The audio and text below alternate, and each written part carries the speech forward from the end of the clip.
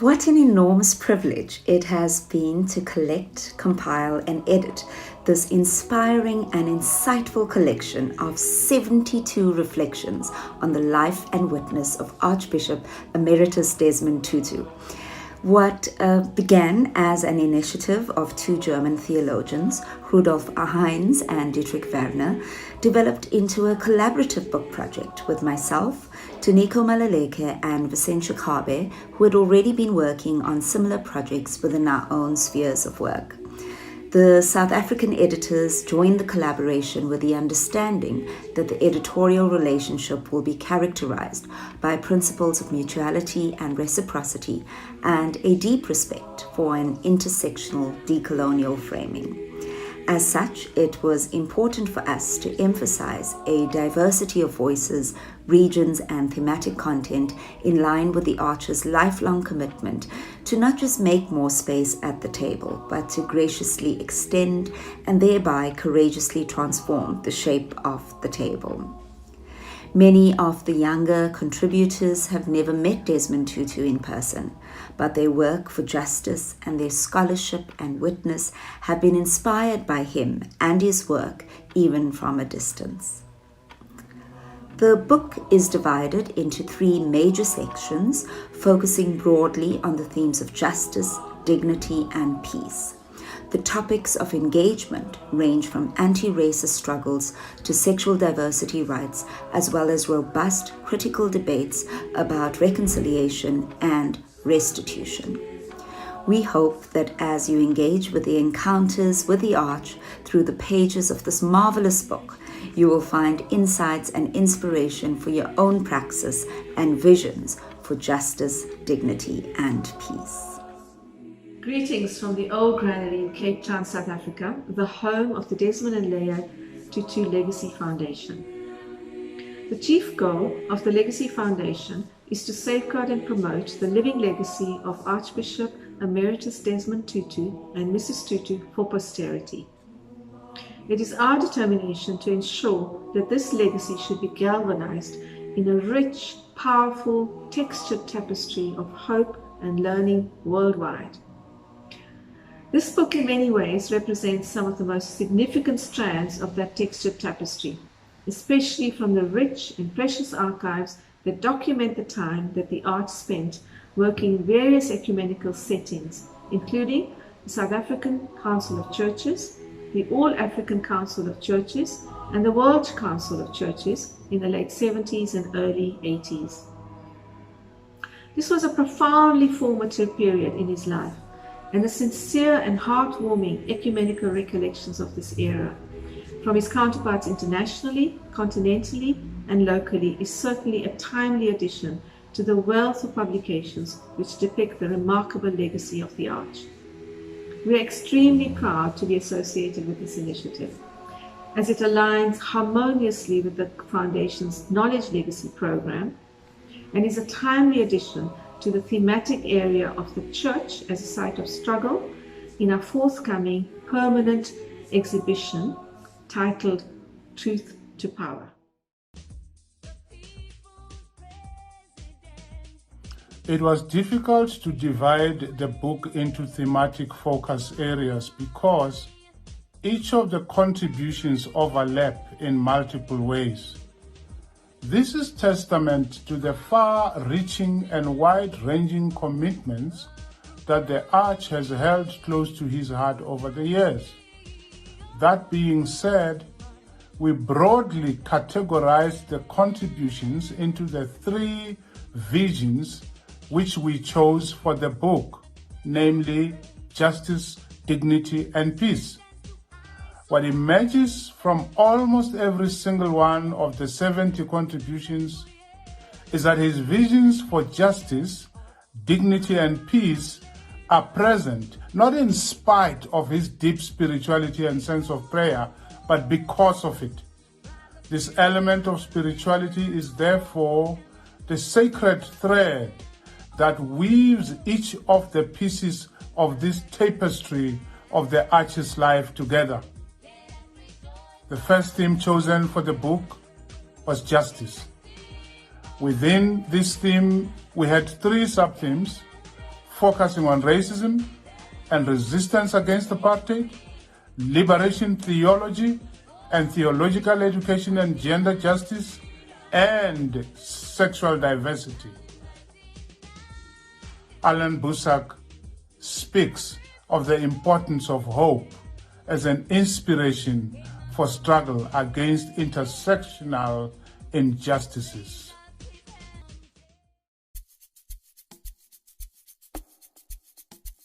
Desmond Tutu, the man, his theology, his ministry, his life's work, all are almost synonymous with the word hope. Throughout the many years we have worked together in the church and in the struggle for freedom, this is the one thing he tenaciously clung to, tirelessly preached and unerringly symbolized. It made him more than just a proverbial beacon of hope. Hope is not passively waiting, nor is it deceitfully pontificating, pulling the wool over the eyes of a people desperate for change. It is stepping into the breach, into the heat of the struggle, despite the wounds I know that are coming, because it is worth it. It is what people in the grip of integrity, honesty, and decency do. So, despite the present darkness of this age of re-embraced and reinforced apartheid, the betrayals of corruption, the greed and hunger for power, the empty grandiosity, the privileges and entitlement that mark our political aristocracy. Despite all the disappointments and disillusionments, the deceit and the broken promises, and yet another loss of innocence.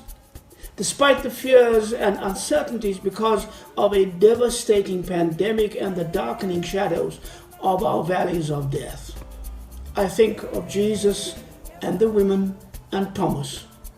I remember the youth and our revolution, and like Desmond Tutu, through the pain, the cries, and the bewilderments, I too see Sunday coming, and I will turn my face toward the rising sun.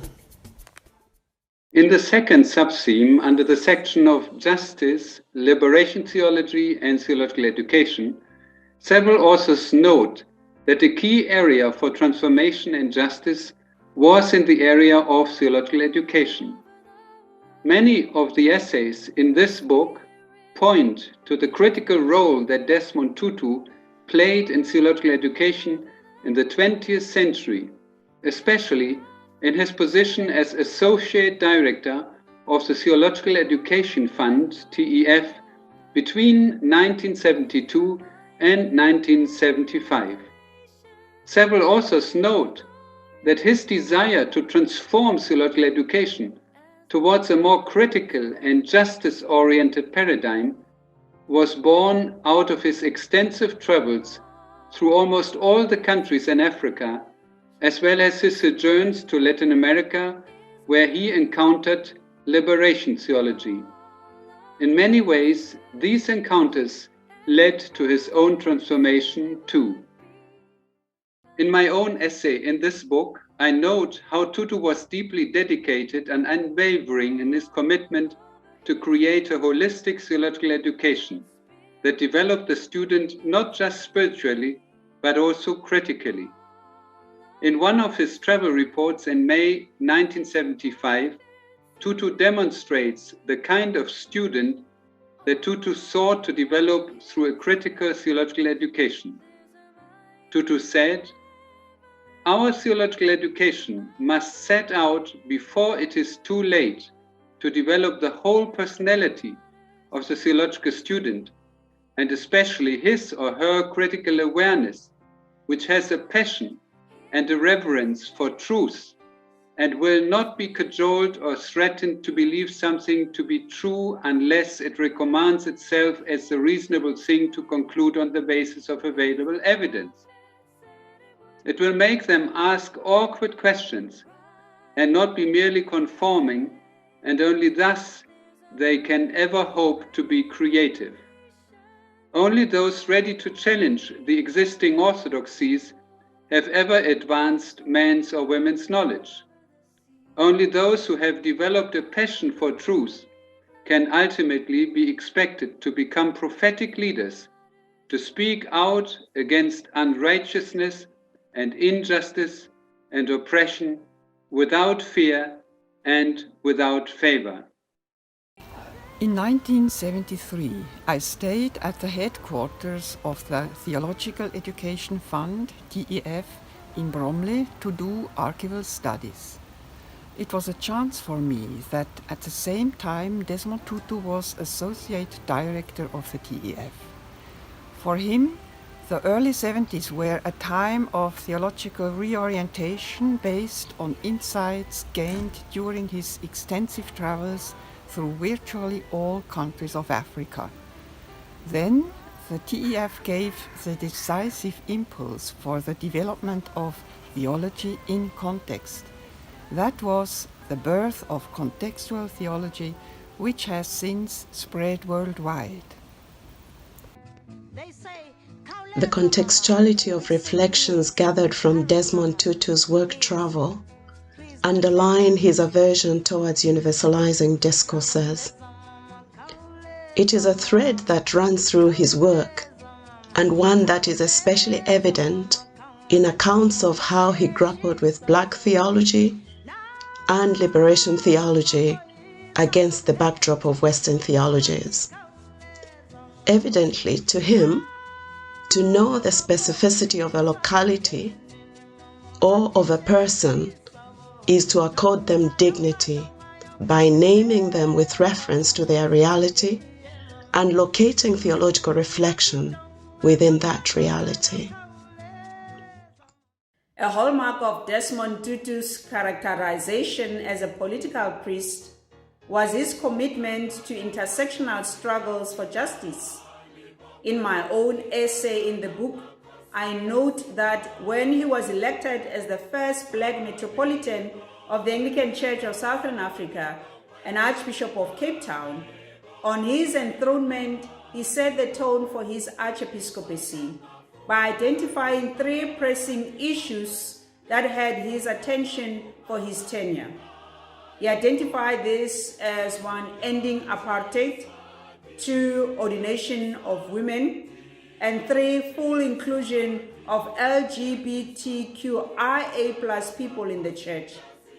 Undergirding these goals for his tenure was precisely the recognition of how injustices intersect.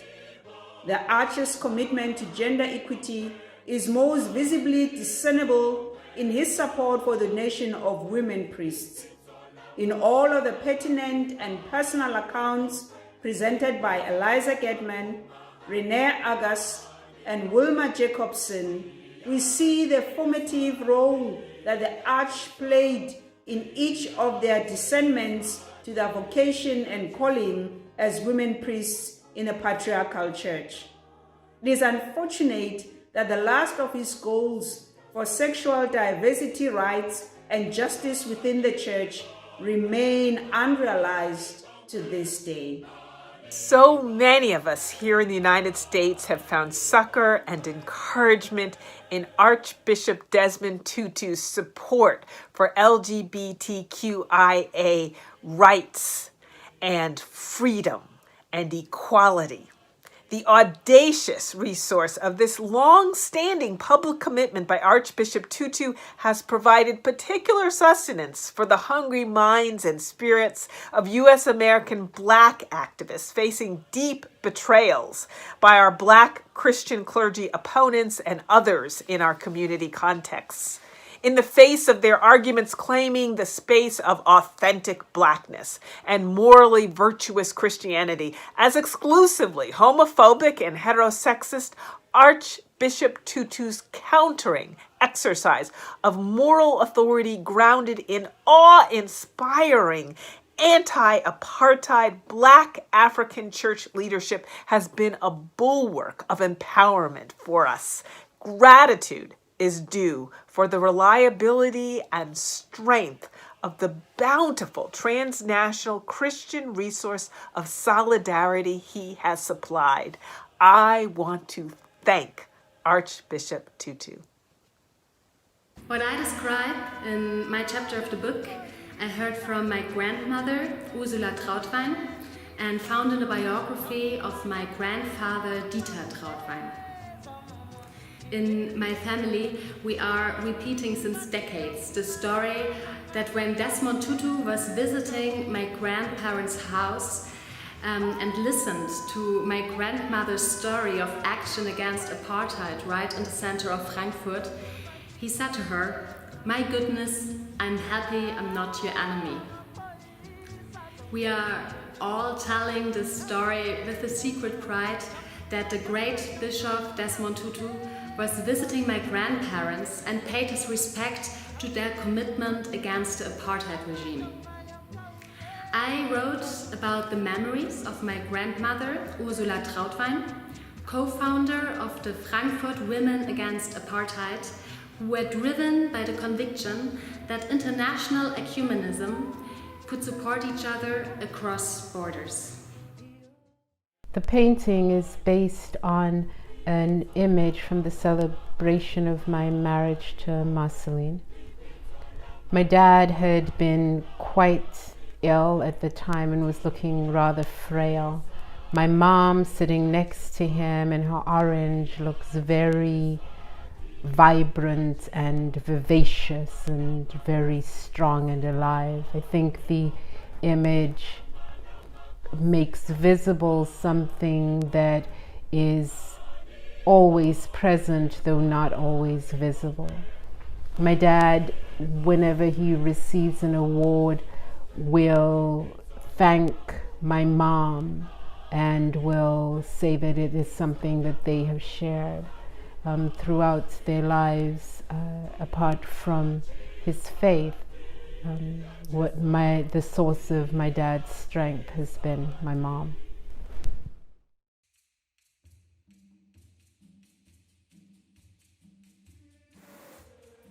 In his chapter in this book, Paul Österreicher asks, "From what does Desmond draw his strength?" I have no doubt from a disciplined life of prayer. He often surprises others by spontaneously turning to prayer, with and for them, sometimes joyfully, at others tearfully. What was crucial for us as editors to note is that this disciplined life of prayer and spirituality did not inspire a passive, contemplative life that was free of the moral imperative to fight injustices. Many contributors, such as Christian Balzleck-Olsen and Gerhard Rhein, for example, illustrate such encounters in their reflections, where they recall this invitation to prayer in both a government setting as well as a media brief.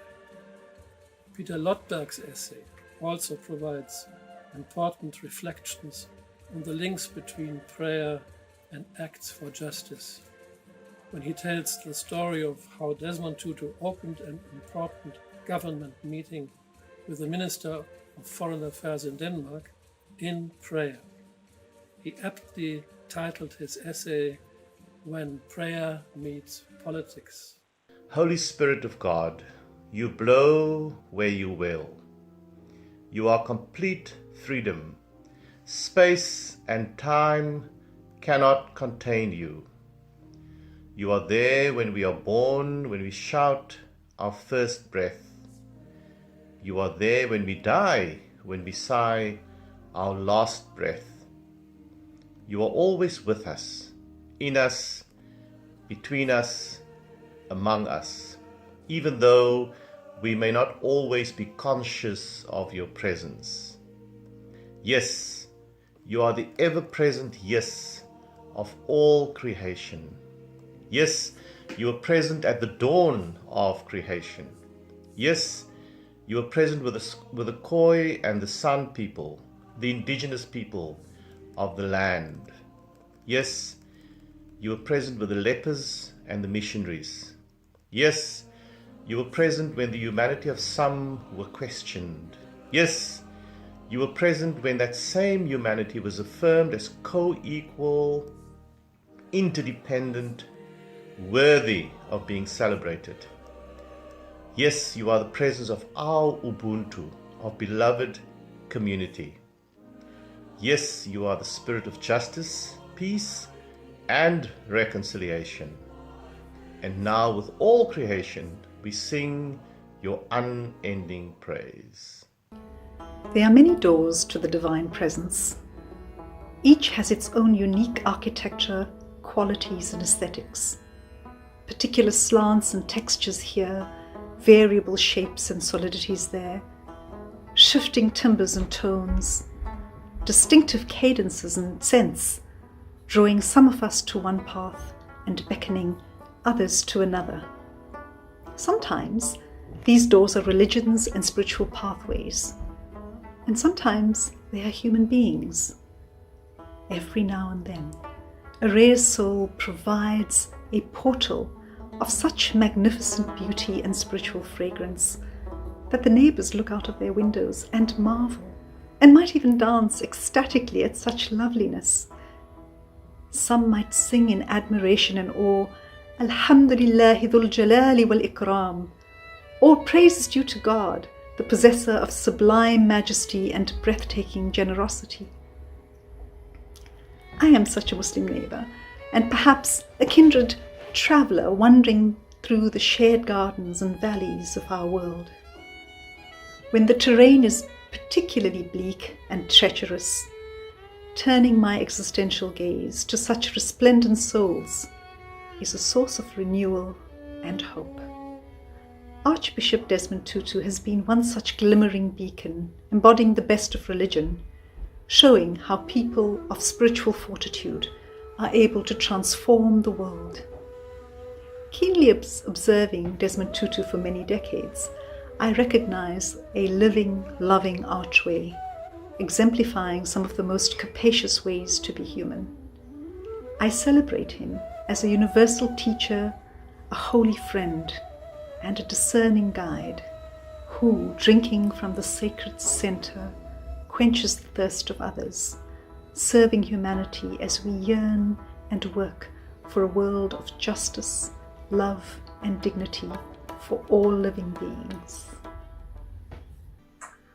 As I think back on the ways in which I have saluted our church's oldest living Archbishop Emeritus over the course of my life, my mind's journey returns time and again to prayer. Desmond Mpilo Tutu is for me synonymous with prayer and a reckless belief in God who answers and must answer prayer, and in particular, prayer for the marginalized and destitute. His prayer life is above all the thin but strong thread that characterizes him in all his varied ministries. The focus of my essay in this book is how Tutu's spirituality shaped his identity. When I first entered the Tutu home, the image that greeted me was that of a sculpture, an embodied purple cassock, lying on the floor in a fetal position. I'd heard stories of how he made it through those dark, dark days by beginning each day with lying on the floor in a fetal position because he needed to remind himself that he was God's child. It was his simplest prayer. It fed, nurtured, and sustained him. It's the only thing that kept me going, he said. Sometimes it was so bad that the only thing I could do was remember that we are all God's children. Indeed, it's important to acknowledge that we are all God's children, and that was a key aspect of the path towards the relatively peaceful elections on 27th April 1994, partly due to the National Peace Accord brokered by Tutu, as Liz Carmichael recollects in her essay in this book. However, while it might be tempting to use these examples of racial unity as an indicator of a racial reconciliation utopia that is achieved, John Allen, Tutu's authorized biographer, reminds us in his own essay in this book that in the 21st century, the rainbowism which Mandela and Tutu are purported to have advocated for has fallen on hard times. We have increasingly witnessed how the notion of reconciliation is deeply contested in South Africa. Demain Solomons argues in his essay in this book that it may even be an absurd notion given the absurdity of apartheid. And other contributors even call it cheap reconciliation, as Nico Koopman reveals in his essay in this book. The fact that forgiveness is until now in our country not accompanied by restitution is the reason for the suspicion of mainly black youngsters against Tutu and against his emphasis on forgiveness and reconciliation. Ellen Busak rightly warns against the development where mainly white people embrace Tutu just like white Americans cherished Martin Luther King Jr. Tutu's emphasis on forgiveness and reconciliation was misused to only focus on forgiveness, rainbow unity, and reconciliation, and to neglect restitution. In the process, Tutu is domesticated by mainly white people and used as buffer between restitution and the perpetuation of white privilege and intergenerational racism and inequality. Busak pleads for the re-radicalization of Desmond Tutu. In my essay in this book, I suggest that reconciliation is deeply limited as a concept to harness healing and effective pastoral care to victims and survivors of gender-based violence within the church. Why do victims and survivors of gender-based violence feel pressured by the church to forgive and reconcile with their perpetrators? How does Desmond Tutu's understanding of forgiveness encourage churches to promote unconditional forgiveness? Ultimately, I wonder if Archbishop Desmond Tutu's theology of reconciliation and restorative justice perpetuates gender-based violence, or does it offer the church a better opportunity to tend to its flock?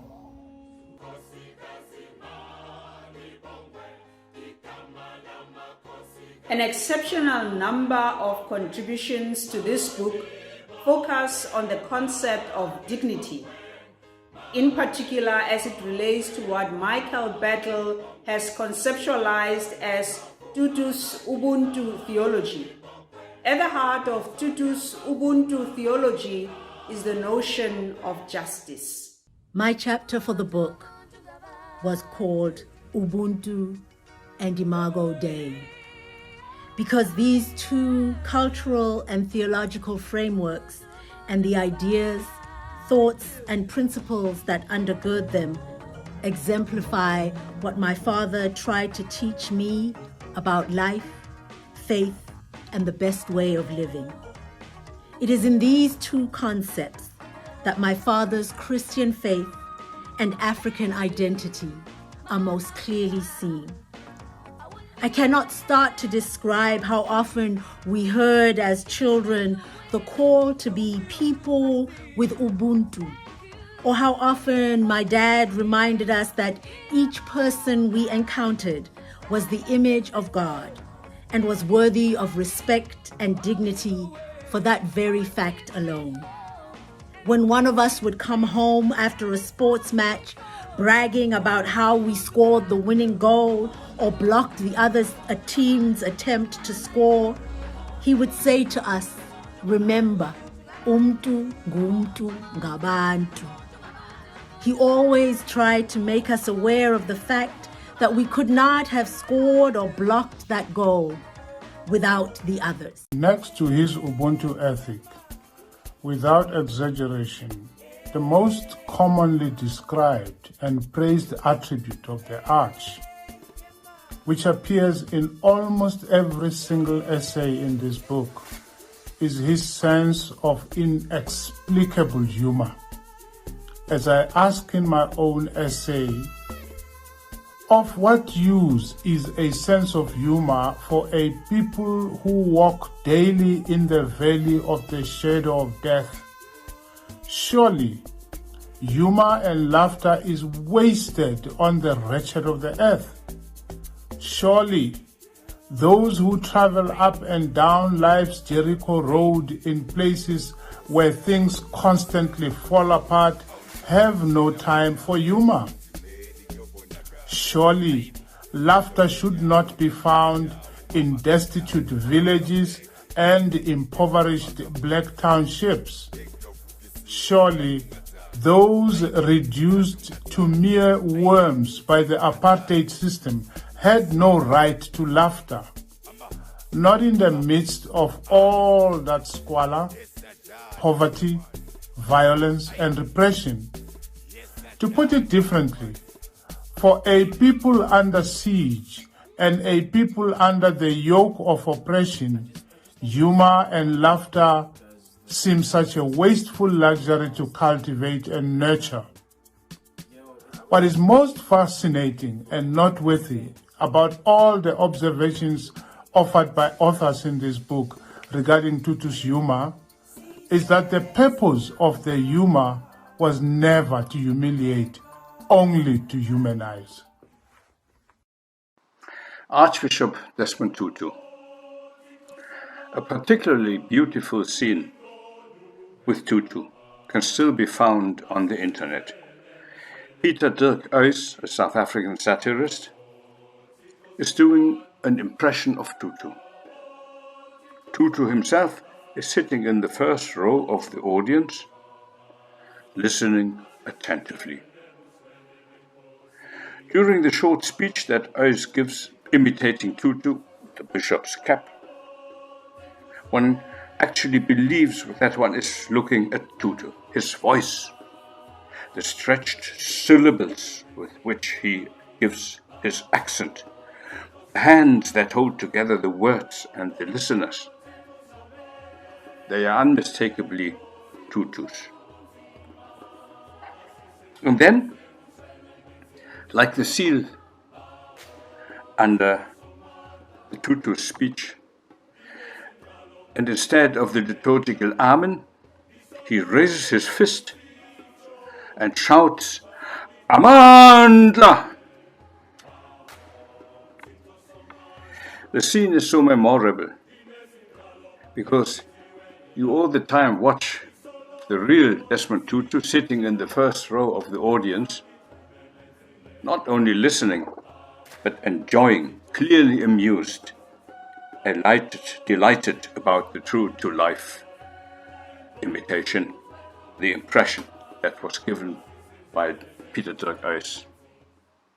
One of the life-changing encounters I had with Archbishop Desmond Mpilo and Archbishopess Leah Tutu was in 2011 when I spent some time with them at the Ecumenical Institute of Bose. After his inspiring presentation at the Ecumenical Center in Geneva, Switzerland, he was asked a few questions. One of the questions was about his becoming a Nobel Peace Laureate in 1984. His answer just have a short name, Tutu, and a big nose. Humor not only creates an atmosphere for laughter and joy amidst otherwise gloomy and seemingly hopeless realities, it is also a necessary twist to turn the otherwise difficult conversation into a witty, thought-provoking one that can lead to praxis for social justice. Apart from acts for justice, Archbishop Tutu is also known for speaking out quite strongly and sometimes with all the courage he could muster from his deep wells of righteous anger when encountering injustice. Where the phrase "unmute yourself" is arguably the most popular refrain characterizing a COVID-19 world, the Archbishop was certainly not afraid to unmute himself during the heydays of the struggles against apartheid. Numerous contributions reveal that the Arch's sharp tongue matched his sharp humor and wit. The ELOF Commission was set up to investigate the finances of the SACC in the 80s, loosened his sharp tongue, as quite a few contributions reveal. I learned to highly value Desmond Tutu during my time as head of the Evangelical Church in Germany's Africa desk in the Church Foreign Office, and I still do today. I remember his captivating charm and the way he helped us, that is, the EKD, find a way out of the exclusive one-way street relationship with the staunchly apartheid white Lutheran churches of South Africa. To grasp the full scope of his personality is not an easy thing. Not long after he had taken over from the white Methodist layman John Rees as General Secretary of the South African Council of Churches, he visited the church office of the EKD in Hanover. The issue under discussion was the financial support granted by the Church Development Service, KED, to SACC. The person responsible of KED and the EKD's financial officer wanted to conduct audits of the SACC accounts to see whether the KED's funds were being spent properly and under no circumstances on militant liberation movements. I knew Desmond Tutu before, but I had never seen him as enraged as he was that day. The EKD's request to vet the SACC finances in total disregard of all conventions and subtleties of ecumenical partnership and of the autonomy of SACC made his blood boil. With curt and harsh words, he dismissed this imposition. It was in the German Protestant Kirchentag 2007 in Cologne. I was part of a commission whose responsibility was to organize a whole day on overcoming violence. The World Council of Churches had announced the years 2001 to 2010 as a decade to overcome violence, churches seeking reconciliation and peace. Now, every day of the Kirchentag, the day was opened with a 1-hour Bible study. And we wanted to invite a real prophet of peace, a prophet of justice, to lead us through the day. It didn't take us long to agree on the name of Desmond Tutu. Well, the day in Cologne came. Everything was accurately planned in a very German way, of course. Every single minute of the whole day was scheduled in our script. The hall was packed with 5,000 people. We were all quite nervous. Well, then Tutu arrived, and he greeted me in the best spirit, providing a feeling of long-standing friendship. I was surely impressed. As the choir from South Africa started to sing for the bishop, which was not part of our script, but added spontaneously because they came along with the arch, he leaned towards me whispering, "Fernando, what am I going to speak about today?" Well, at this moment, I really became nervous. So carefully, yet insistently, I tried to provide some general ideas. After a few minutes of whispering to him, he gently touched my arm to interrupt me, looked into my eyes with a gracious smile on his face and asking, "Are you trying to tell me what to say, young man?" I was lost for words. And then he gave the most inspiring speech, theologically sound, including political analysis, interpreting scripture, empowering in every regard, to stand up against injustice and violence wherever it may occur. Since he would illustrate all that wisdom by sharing stories of personal experience, the hour went by too quickly. When he was about to leave the stage, everyone was on their feet, cheering, blessing each other, and the choir was praising God. With a great brotherly hug and a trustworthy view in his eyes, we departed. No further words needed to be exchanged. The charismatic spirit of Tutu stayed with us during the entire day and beyond. This book is a must-read for anyone interested in issues of justice, liberation, transformation, dignity, hope, joy, resilience, peace, prayer, and reconciliation.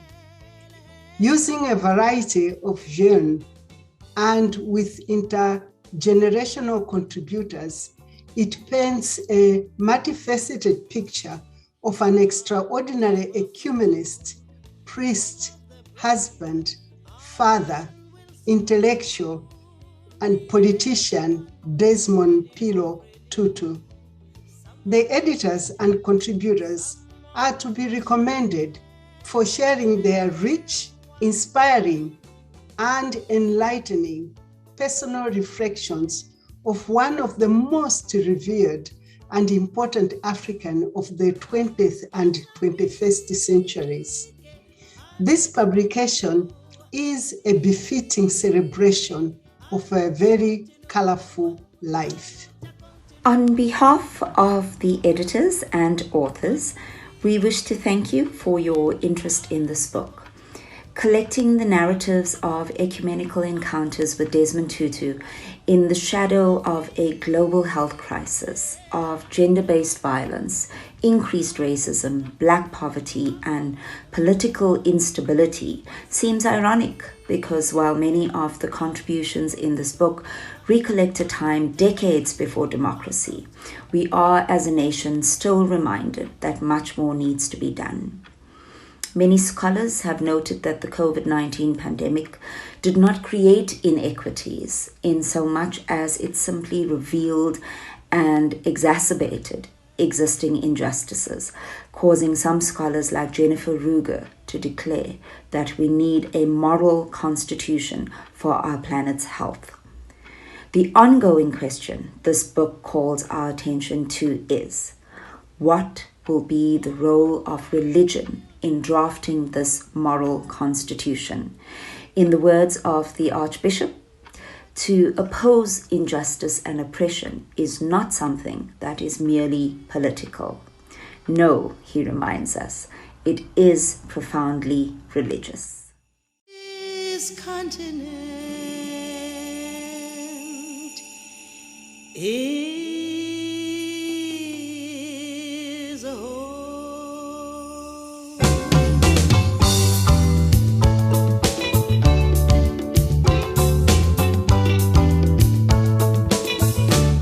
My brothers and sisters, stand up and sing. Eduardo Mondlane is not gone. Frelimo, Frelimo, your eternal flame has shown us the light.